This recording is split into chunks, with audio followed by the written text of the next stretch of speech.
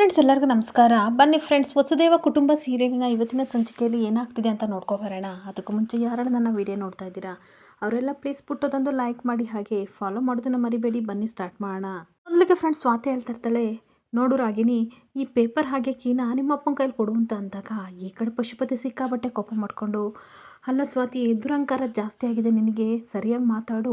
ನೀನು ಕೇಳಿದ ತಕ್ಷಣ ಆಸ್ತಿ ಪೇಪರ್ ಹಾಗೆ ಕೀನ ಕೊಡ್ತಿರೋದೇ ಹೆಚ್ಚು, ಅಂಥದ್ರಲ್ಲಿ ನಾನು ಬೇರೆ ನಿನಗೆ ಬಂದು ಕೊಡಬೇಕಾ ಅಂತ ಅನ್ಬೇಕಾದ್ರೆ ನೀನು ಇದೇ ರೀತಿ ತಾನು ನನ್ನ ಧರ್ಮಾಧಿಕಾರಿ ಪಟ್ಟನ ಊರ ಮುಂದೆ ಕಿತ್ಕೊಂಡಿದ್ದು, ಅತಿಯಾಗಿ ಹಾಡಬೇಡ, ನಾನು ಹೇಳ್ದಷ್ಟು ಮಾಡು ಅಂತ ಸ್ವಾತಿ ಬೈತಾ ಇರ್ತಾಳೆ.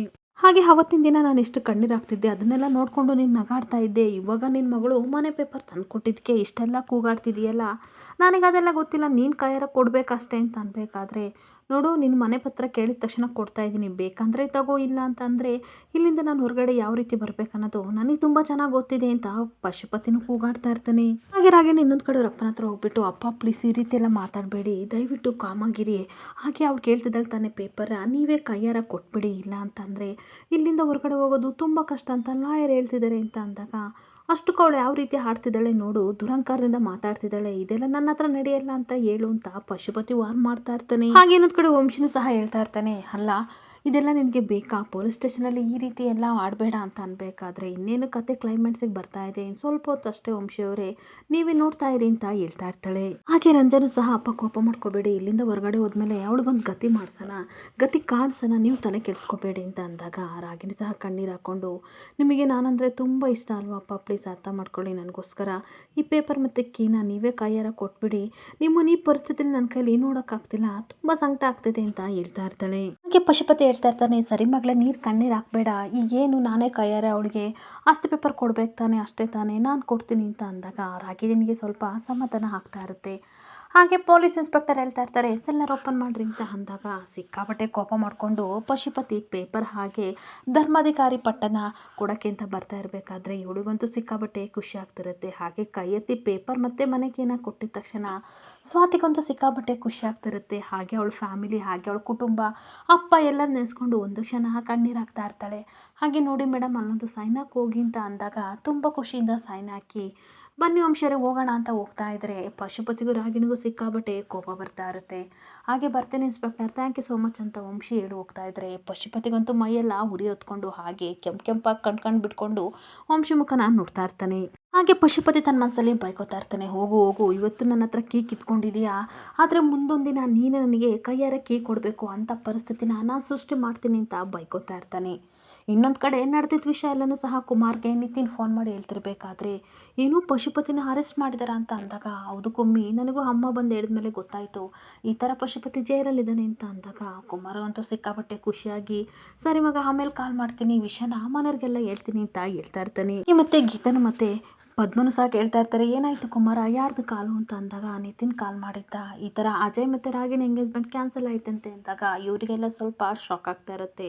ಹಾಗೆ ಅಜ್ಜಿ, ಅಷ್ಟಕ್ಕೂ ಏನಕ್ಕೆ ಕ್ಯಾನ್ಸಲ್ ಆಯಿತು ಅಂತ ಅಂದಾಗ, ಸ್ವಾತಿನ ಇವನು ಕಿಡ್ನಾಪ್ ಮಾಡಿದ್ನಲ್ಲ, ಅದ್ರ ಸಲುವಾಗಿ ಅವಳು ಕೇಸ್ ಕೊಟ್ಟಿದ್ಲಂತೆ. ಸೊ ಇನ್ಸ್ಪೆಕ್ಟರು ಪಾರ್ಟಿ ಹಾಲಲ್ಲೇ ಬಂದು ಅವನನ್ನು ಅರೆಸ್ಟ್ ಮಾಡ್ಕೊಂಡು ಕರ್ಕೊಂಡು ಹೋಗಿದ್ದಾರೆ, ಪಶುಪತಿ ಜೈಲಲ್ಲಿದ್ದಾನೆ ಅಂತ ಅಂದಾಗ ಇವರಿಗೆಲ್ಲ ಸಿಕ್ಕಾಬಟ್ಟೆ ಶಾಕ್ ಆಗ್ತಾ ಇರುತ್ತೆ. ಹಾಗೆ ಗೀತಾ ತುಂಬ ಆಶ್ಚರ್ಯದಿಂದ, ನಿಜವಾಗ್ಲೂ ಮಾವ ಅವನು ಪೊಲೀಸ್ ಸ್ಟೇಷನ್ ಕಂಬಿಲಿ ಎಣಿಸ್ತಿದ್ದಾನ ಅಂತ ಅಂದಾಗ ನನಗೂ ಸ್ವಲ್ಪ ಆಶ್ಚರ್ಯ ಆಗ್ತಿದೆ ಈ ವಿಷಯನ ಕೇಳೋಕ್ಕೆ ಅಂತ ಈ ಕಡೆ ಕುಮಾರನು ಹೇಳ್ತಾ ಇರ್ತಾನೆ. ಆದರೆ ಪ್ರೀತಿ ಮಾತ್ರ, ನನಗಂತೂ ಸಿಕ್ಕಾಪಟ್ಟೆ ಖುಷಿ ಆಗ್ತಿದೆ ಭಾವ, ಅಂತೂ ಇಂತೂ ಅವನ ಪಾಪದ ಕೂಡ ತುಂಬುತ್ತಾ ಇದೆ ಅಂತ ಅನಿಸುತ್ತೆ, ಅದಕ್ಕೆ ಆ ದೇವ್ರದಿಂದ ಅವನು ಜೈಲಿಗೆ ಹೋಗೋ ಪರಿಸ್ಥಿತಿ ಬಂತು, ನನಗಂತೂ ಖುಷಿ ಆಗ್ತಿದೆ ಅಂತ ಅಂದಾಗ ಮನೆಯವರೆಲ್ಲರೂ ಸಹ ಸಿಕ್ಕಾಪಟ್ಟೆ ಖುಷಿ ಪಡ್ತಾ ಇರ್ತಾರೆ. ಈ ಪದ್ಮ ಹೇಳ್ತಾ ಇರ್ತಾಳೆ, ತುಂಬ ಖುಷಿ ಪಡಬೇಡ ಕಣೆ, ಇದರಿಂದ ನಮ್ಮ ಸ್ವಾತಿಗೆ ಏನಾದರೂ ತೊಂದರೆ ಆದರೆ ಏನು ಮಾಡೋದು ಅಂತ ಅಂದಾಗ ಅಜ್ಜಿ, ಏನೂ ಆಗಲ್ಲ ಬಿಡೆ, ತಲೆ ಕೆಡಿಸ್ಕೋಬೇಡ, ಅಂತೂ ಇಂತೂ ನಮ್ಮ ಸ್ವಾತಿ ಸರಿಯಾಗಿ ಪಾಠ ಕಲಿಸಿದಾಳೆ, ನನಗಂತೂ ಹಾಲು ಕುಡಿದಷ್ಟು ಖುಷಿ ಆಗ್ತಿದೆ ಅಂತ ಹೇಳ್ಬೇಕಾದ್ರೆ ಎಲ್ಲರೂ ತುಂಬ ಖುಷಿ ಪಡ್ತಾ ಇದ್ರೆ ಅಷ್ಟೊತ್ತಿಗೆ ದುರ್ಗ ಕೋಪ ಮಾಡ್ಕೊಂಡು ಬರ್ತಾಳೆ. ಬೇರೆಯವ್ರ ಮನೆ ಸಂಸಾರನ ಹಾಳು ಮಾಡಿದ್ದಕ್ಕೆ ನಿಮಗೆ ಖುಷಿ ಆಗ್ತಿದೆಯಾ, ನಾಚಿಕೆ ಆಗಲ್ವಾ ಈ ಮಾತು ಹೇಳೋಕ್ಕೆ ಅಂತ ಅಂದಾಗ ಎಲ್ಲರೂ ಸಿಕ್ಕಾಪಟ್ಟೆ ಶಾಕ್ ಆಗಿ ದುರ್ಗನ ಮುಖನ ನೋಡ್ತಾ ಇರ್ತಾರೆ.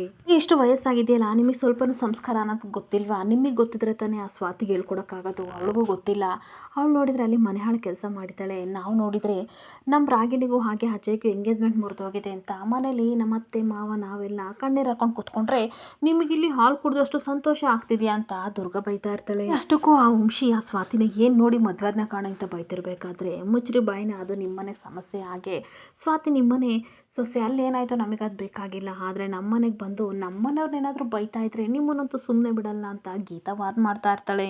ದುರ್ಗನು ಸಹ ಸಿಕ್ಕಾಬಟ್ಟೆ ಕೋಪ ಮಾಡಿಕೊಂಡು ಆ ಮನೆ ಸೊಸೆ ಆಗೋಕ್ಕೆ ಮುಂಚೆ ಈ ಮನೆ ಮಗಳು ಅದನ್ನು ಮರಿಬೇಡಿ, ನೀವೇ ಸಂಸ್ಕಾರ ಹೇಳ್ಕೊಳ್ಳಿಲ್ಲ ಅಂತ ಅಂದಮೇಲೆ ಅವಳಿನ್ನೆಲ್ಲಿ ಕಲಿತಾಳೆ, ಎಲ್ಲ ನಮ್ಮ ಕರ್ಮ, ನಿಮ್ಮಿಂದ ಇನ್ನು ಏನೇನು ಎಕ್ಸ್ಪೆಕ್ಟ್ ಮಾಡಬೇಕು ಅಂತ ಅಂದಾಗ ನಿಮ್ಮಿಂದ ನಾವೇನಾದರೂ ಎಕ್ಸೆಪ್ಟ್ ಮಾಡ್ತೀವೋ ಅಥವಾ ನೀವು ಎಕ್ಸೆಪ್ಟ್ ಮಾಡ್ದಂಗೆ ನಾವು ಇರ್ತೀವಿ ಅಂತ ನಿಮ್ಗೇನಾದರೂ ಹೇಳಿದ್ವಾ ಅಂತ ಬೇಕು ಬೇಕು ಅಂತಲೇ ತಿರುಗೇಟ್ನ ಈ ಕಡೆ ಗೀತಾ ಕೊಡ್ತಾ ಇರ್ತಾಳೆ. ಗೀತಾ ಮತ್ತೆ ಹೇಳ್ತಾ ಇರ್ತಾಳೆ, ಅಲ್ಲ ಪಶುಪತಿ ಎಂದವನು ಅಂತ ನಿಮಗೆ ಏನಾದರೂ ಗೊತ್ತಾ, ಅಷ್ಟು ಕುಮಾರಿ ಮಠ ಎಲ್ಲ ಕಳ್ಕೊಂಡ್ಬಂದಿದ್ದೀರಾ ಅಂತ ನಮ್ಮ ಅಮ್ಮನ ಕೇಳ್ತಿದ್ರಲ್ಲ, ನಮ್ಮ ಮನೆ ಮಠ ಎಲ್ಲ ಹೋಗೋಕ್ಕೆ ಕಾರಣ ಆ ಪಶುಪತಿ ಅಂಥವ್ನು ಅರೆಸ್ಟ್ ಆಗಿದ್ದಾನೆ ಅಂತ ಅಂದಮೇಲೆ ನಾವು ಖುಷಿ ಪಡಲೇಬೇಕು.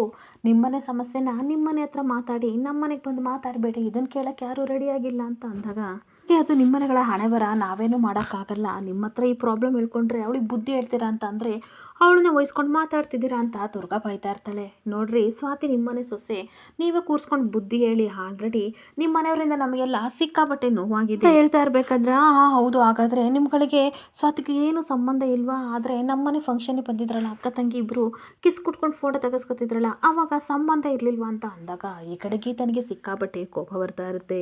ಈ ಡ್ರಾಮಾ ಎಲ್ಲ ನನ್ನ ಹತ್ರ ಆಡಬೇಡಿ, ನೀವು ಎಂಥವ್ರು ಗೊತ್ತೇಂದ್ರಿ, ಅದೇನೋ ಹೇಳ್ತಾರಲ್ಲ ಈ ಕಡೆ ಮಗುನ ಚಿಡ್ತೀನಿ, ನೀನು ಈ ಕಡೆ ತೊಟ್ಲಲ್ಲಿ ಅಳು ಅಂತ ಅದೇನೋ ಒಂದು ಗಾದೆ ಇದೆಯಲ್ಲ ಆ ರೀತಿ ಹಾಡ್ತೀರಾ ಅಂತ ಜಾತಿ ಸೇರಿದವರು ಅಂತ ದುರ್ಗಾ ಬೈತಾ ಇದ್ರೆ ಇವರಿಗೆಲ್ಲ ಸಿಕ್ಕಾಬಟ್ಟೆ ಕೋಪ ಬರ್ತಾ ಇರುತ್ತೆ. ನಮ್ಮ ವಂಶ ಸಿಕ್ಕಾಬಟ್ಟೆ ಆಸ್ತಿ ಮಾಡಿದ್ದೇನೆ, ಅದನ್ನು ದಾಳವಾಗಿ ನಾವು ಬಳಸ್ಕೋಬಹುದು ಅಂತ ಪ್ಲಾನ್ ಮಾಡಿ ಸ್ವಾತಿನ ಮದುವೆ ಮಾಡಿ ಕಳ್ಸಿದ್ದೀರಲ್ವಾ ಅಂತ ಅಂದಾಗ ಈ ಕಡೆ ಗೀತಾ ಸಿಕ್ಕಾಬಟ್ಟೆ ಕೋಪ ಮಾಡಿಕೊಂಡು ಇನ್ನು ಒಂದೇ ಒಂದು ಏನಾದರೂ ಮಾತಾಡಿದರೆ ನಾನು ಏನು ಮಾಡ್ತೀನೋ ನನಗೆ ಗೊತ್ತಿಲ್ಲ, ಬಾಯಿ ಮುಚ್ಕೊಂಡು ಇಲ್ಲಿಂದ ಓರಡೆ ಅಂತ ಕೂಗಾಡ್ತಾ ಇರ್ತಾಳೆ. ಇಲ್ಲಿಂದ ಹೋಗ್ತೀರೋ ಅಥವಾ ಇನ್ನೇನಾದರೂ ಮಾಡೋಣ ಅಂತ ಅಂದಾಗ ಹೌದಾ ನನ್ನ ಎದುರಿಸ್ತೀಯ, ಹೋಗ್ತೀನಿ ಕಣೆ, ನಿಮಗೇನು ಮಾಡ್ತೀನಿ ನೋಡಿ ಅಂತ ದುರ್ಗ ಕೋಪ ಮಾಡ್ಕೊಂಡು ಹೋಗ್ತಿರ್ಬೇಕಾದ್ರೆ ಈ ಕಡೆ ಪದ್ಮ ಸಿಕ್ಕಾಬಟ್ಟೆ ಟೆನ್ಷನ್ ಮಾಡಿಕೊಂಡು ಯಾಕೆ ಈ ರೀತಿ ಮಾತಾಡದೆ, ಸ್ವಲ್ಪ ಸಮಾನದಿಂದ ಮಾತಾಡಬೇಕಲ್ವಾ, ಅಲ್ಲಿ ಹೋಗಿ ನಮ್ಮ ಸ್ವಾತಿಗೆ ಏನಾದ್ರು ತೊಂದರೆ ಕೊಟ್ಟರೆ ಏನೇ ಮಾಡೋದು ಅಂತ ಅಂದಾಗ ಏನಮ್ಮ ಅಲ್ಲಿ ಸ್ವಾತಿ ಎಂತ ಎಡ್ವರ್ಟ್ ಮಾಡಿದ್ದಾಳೆ ಅಂತ ಅವ್ರು ಹೇಳ್ತಿದ್ದಾರೆ, ಅಂಥದ್ರಲ್ಲಿ ನೀವು ಅವಳು ವಹಿಸ್ಕೊಂಡು ನನ್ನನ್ನು ಭಯಕ್ಕೆ ಬಂದಿದ್ದೀರಾ ಅಂತ ಗೀತಾ ಕೇಳ್ತಾ ಇರ್ತಾಳೆ. ಈ ಕುಮಾರರು ಸಹ ಆ ರೀತಿಯೆಲ್ಲ ಅತ್ತೆ ಹೇಳಿದ್ದು ಅಲ್ಲೇನಾದರೂ ಸ್ವಾತಿ ತೊಂದರೆ ಕೊಟ್ಟರೆ ಕಷ್ಟ ಆಗುತ್ತಲ್ವಾ ಅಂತ ಅಂದಾಗ ಹೌದು ಹೌದು ನಮಗೇನಾದರೂ ಪರವಾಗಿಲ್ಲ, ಅವಳಿಗೇನೂ ಆಗಬಾರ್ದು,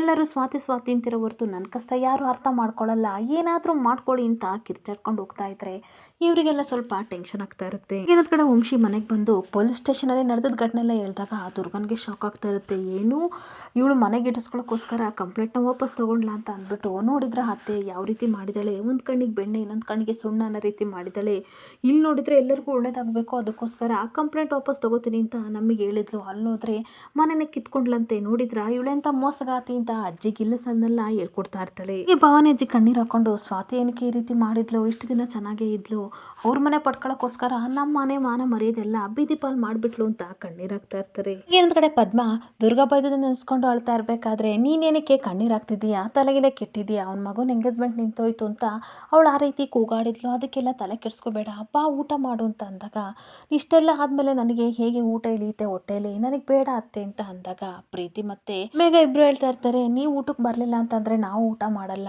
ಈ ವಯಸ್ಸಿನಲ್ಲಿ ಊಟ ಬಿಟ್ಟರೆ ಆರೋಗ್ಯ ಹಾಳಾಗುತ್ತೆ, ಬನ್ನಿ ಅಮ್ಮ ಪ್ಲೀಸ್ ಅಂತ ಅಂದಾಗ ಏನು ಮಾತಾಡದೆ ಪದ್ಮ ಕಣ್ಣೀರಾಗ್ತಿರ್ಬೇಕಾದ್ರೆ ಅಜ್ಜಿ ತಟ್ಟೆಗೆ ಅನ್ನ ಕಲಿಸ್ಕೊಂಡು ಯಾರ್ಯಾರಿಗೆ ಕೈ ತುತ್ತಬೇಕು ಎಲ್ಲರೂ ಬನ್ನಿ ಅಂತ ಕರಿತಾ ಇರ್ತಾರೆ. ಹಾಗೆ ಪ್ರೀತಿ ಪುಟ್ಟ ನನಗೆ ಸಿಕ್ಕಾಬಟ್ಟೆ ಹೊಟ್ಟೆ ಹಸಿವಾಗ್ತಿದೆ ಅಮ್ಮ ಪ್ಲೀಸ್ ಬನ್ನಿ, ಇಲ್ಲ ಅಂತ ಅಂದರೆ ಹಸ್ಕೊಂಡು ಮನಿಕೊಂಡ್ರೆ ನಿಮಗೆ ಇಷ್ಟ ಆಗುತ್ತಾ ಅಂತ ಅಂದಾಗ ಬೇಡ ಪುಟ್ಟ ನೀನು ಹಸ್ಕೊಂಡು ಮಲ್ಕೋಬೇಡ, ನೀನು ಊಟ ಮಾಡು, ಹಾಗೆ ಕೊಡು ನಾನೇ ಎಲ್ಲರಿಗೂ ಕೈ ತುತ್ತು ಕೊಡ್ತೀನಿ ಅಂತ ಕೊಡಿ ಅತ್ತೆ ಅಂತ ತಟ್ಟೆ ಇಸ್ಕೊಂಡು ಎಲ್ಲರಿಗೂ ಕೈ ತುತ್ತು ಕೊಡೋಕೆ ಹೋಗ್ತಿರ್ಬೇಕಾದ್ರೆ ಅಷ್ಟೊತ್ತಿಗೆ ಸ್ವಾತಿ ಮನೆಗೆ ಎಂಟ್ರಿ ಕೊಡ್ತಾಳೆ.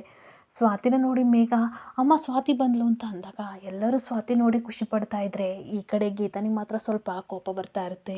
ಈ ಒಳಗಡೆ ಬಂದ ತಕ್ಷಣ ಈ ಕಡೆ ಗೀತಾ ಕೋಪ ಮಾಡ್ಕೊಂಡು ಏನಕ್ಕೆ ಬಂದೆ, ನಾಚಿಕೆ ಆಗಲ್ವಾ, ಇಷ್ಟೊತ್ತಕ ನಿಮ್ಮ ಪ್ರೀತಿ ದುರ್ಗತ್ತೆ ಬಂದು ಬಾಯಿ ಬಂದಂಗೆ ಬೈದರು, ಅಮ್ಮನಿಗೆ ಎಷ್ಟು ಅವಮಾನ ಮಾಡಿದ್ರು ಗೊತ್ತೇನೆ, ಇವಾಗ ನೀನೇನು ಮಾಡಬೇಕು ಅಂತ ಬಂದಿದ್ಯಾ, ಇಲ್ಲಿಂದ ಹೋಗಿ ಅಂತ ಬೈತಿರ್ಬೇಕಾದ್ರೆ ಪದ್ಮ ಸುಮ್ಮನೆ ಇರ್ತೆ ಎರಡು ಬಾಯಿ ಮೇಲೆ ಬಿಡ್ಲಾ, ನಾನು ಸ್ವಾತಿ ಹತ್ರ ಮಾತಾಡಬೇಕು ಅಂತ ಅಂದ್ಬಿಟ್ಟು ಅಲ್ಲ ಸ್ವಾತಿ ನಿನಗೇನಾಗಿದೆ, ಹೋಗಿ ಹೋಗಿ ನೀನು ಆ ಪಶುಪತಿ ಜೊತೆ ದ್ವೇಷ ಕಟ್ಕೊಂಡಿದ್ದೀಯಾ, ದುಷ್ಟರನ್ನ ಕಂಡ್ರೆ ದೂರ ಇರ್ಬೇಕು ಕಣೆ, ನಾವು ಹೇಗೋ ಎಲ್ಲನೂ ಕಳ್ಕೊಂಡು ಇಲ್ಲೆಲ್ಲೋ ಬಂದು ಹೆಂಗೋ ಜೀವನ ಮಾಡ್ತಿದ್ವಿ, ಇವಾಗ ನೋಡಿದರೆ ದ್ವೇಷ ಕಟ್ಕೊಂಡಿದ್ದೀಯಾ, ಏನೇ ಮಾಡೋದು ಅಂತ ಅಂದಾಗ ಒಂದು ನಿಮಿಷ ಬನ್ನಿ ಅಮ್ಮ ಅಂತ ತನ್ನ ಅಪ್ಪನ ಫೋಟೋ ಹತ್ರ ಎಲ್ಲರನ್ನೂ ಕರ್ಕೊಂಡು ಹೋಗ್ತಾಳೆ. ಹಾಗೆ ಆಸ್ತಿ ಪೇಪರು ಹಾಗೆ ಮನೆ ಕೀನ ಇಟ್ಬಿಟ್ಟು ಕೈ ಮುಗಿದು ಬೇಡ್ತಾ ಇರ್ತಾಳೆ.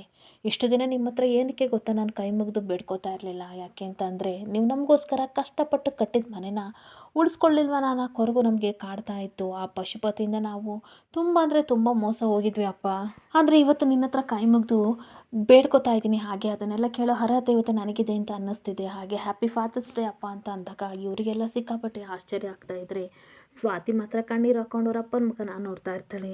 ಹಾಗೆ ನೀವು ಜೀವನ ಪೂರ್ತಿ ಕಷ್ಟಪಟ್ಟು ಮಕ್ಕಳು ಚೆನ್ನಾಗಿರಲಿ ಅಂತ ಬೇಕಾದಷ್ಟು ನಮಗೆ ಮಾಡಿಕೊಟ್ರಿ ಅಪ್ಪ. ಹಾಗೆ ಒಳ್ಳೆ ಸಂಸ್ಕಾರನೂ ಸಹ ಕಳಿಸಿದಿರ, ನಾವು ಅದೇ ಸಂಸ್ಕಾರದಲ್ಲಿ ಮುಂದೆ ನಡಿತೀವಪ್ಪ. ಹಾಗೆ ನೀವು ಕಲಿಸ್ಕೊಟ್ಟಿರೋ ಸಂಸ್ಕಾರಕ್ಕೆ ಯಾವುದೇ ರೀತಿ ಧಕ್ಕೆ ಬರ್ದಂಗೆ ನಾವು ನೋಡ್ಕೋತೀವಪ್ಪ. ನಿಮ್ಮ ಋಣನ ಯಾವತ್ತೂ ಬರೆಯಲ್ಲ. ನೀವು ನಮ್ಮ ಪಾಲಿಗೆ ದೇವರು ಅಂತ ಕೈ ಮಂಗಿತಾ ಇದ್ದರೆ ಮನೆಯವರೆಲ್ಲರೂ ಸಹ ಕಣ್ಣೀರಾಗ್ತಾ ಇರ್ತಾರೆ. ಹಾಗೆ ಪ್ರೀತಿ ಮತ್ತು ಮೇಘ ಥ್ಯಾಂಕ್ಸ್ ಅಕ್ಕ ಅಂತ ಆಗ ಮಾಡಿಕೊಡ್ತಾ ಇರಬೇಕಾದ್ರೆ ಎಲ್ಲರೂ ಖುಷಿ ಪಡ್ತಿರ್ಬೇಕಾದ್ರೆ ಅಜ್ಜಿ ಇದ್ಯಾವ್ದು ಪೇಪರು ಅಂತ ಅಂದಾಗ ನಿಮ್ಮ ಮಗ ನಿಮಗೋಸ್ಕರ ಕಟ್ಸಿರೋ ಮನೆ ಪೇಪರ್ ಹಾಗೆ ಮನೆಗೆ ಅಂತ ಅಂದಾಗ ಎಲ್ಲರಿಗೂ ಸಿಕ್ಕಾಪಟ್ಟೆ ಖುಷಿ ಆಗ್ತಾ ಇರುತ್ತೆ. ಹಾಗೆ ಆಶ್ಚರ್ಯನಾಗ್ತಿರ್ಬೇಕಾದ್ರೆ ಪಶುಪತಿ ನಮ್ಮ ಮನೆಗೆ ಕೊಡುಗೆ ಒಪ್ಕೊಂಡ ಅಂತ ಪದ್ಮ ಹೇಳ್ತಿರ್ಬೇಕಾದ್ರೆ ನಡೆದಿರೋ ಘಟನೆಯನ್ನು ಸಹ ಸ್ವಾತಿ ಹೇಳ್ತಾ ಇರ್ತಾಳೆ.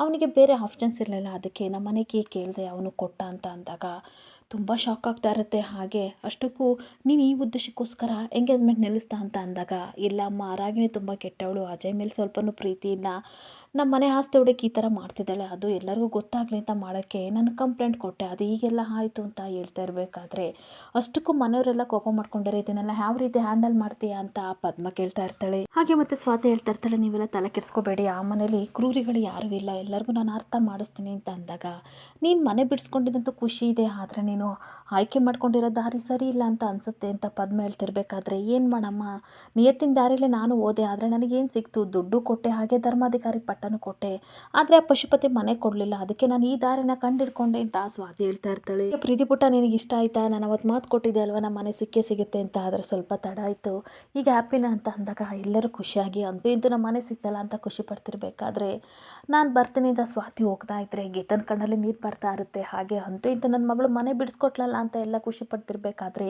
ಗೀತಾ ಮಾತ್ರ ಬೇಕು ಬೇಕು ಅಂತಲೇ ಕೊಂಕು ಮಾತಾಡ್ತಾ ಇರ್ತಾಳೆ. ಆ ಮನೆ ಯಾರಿಂದ ಹೋಗಿದ್ದು ಹೇಳಿ, ಅದಕ್ಕೆ ಬಿಡಿಸ್ಕೊಟ್ಟಾಳೆ, ಬನ್ನಿ ಊಟಕ್ಕೆ ಅಂತ ಕರಿತಾ ಇರ್ತಾಳೆ. ಇಲ್ಲಿಗೆ ಸಂಚಿಕೆ ಎಂಡ್ ಆಗ್ತಿದೆ. Thank you for the watching friends.